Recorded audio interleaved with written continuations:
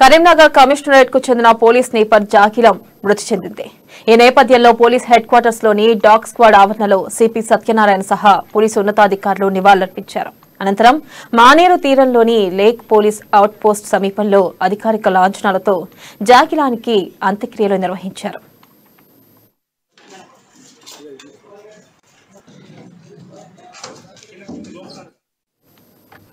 గాల్లోకి కాల్పులు జరిపి జాకిలానికి అధికార లాంఛనాలతో వీడ్కోలు పలికారు. ఈ కార్యక్రమంలో అడిషనల్ డీసీపీలు శ్రీనివాస్, చంద్రమోహన్లు కూడా 6 ఏళ్ల క్రితం పప్పీ పేరుతో ఈ జాకిలాన్ని పోలీస్ డిపార్ట్మెంట్లోకి తీసుకున్నామని సిపి సత్యనారాయణ తెలిపారు. ఆ తర్వాత దాని పేరు టైసన్ గా మార్చామని, ప్రధాని మోదీ, సీఎం కేసీఆర్ సహా పలువురు ప్రముఖుల బందోబస్తులో ఈ జాకిలాం సేవలందించిందని చెప్పుకొచ్చారు.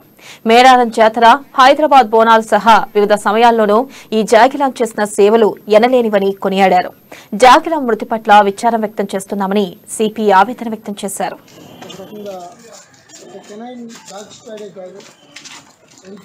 కరీంనగర్ కమిషనరేట్ లో విషాద సంఘటన జరిగింది.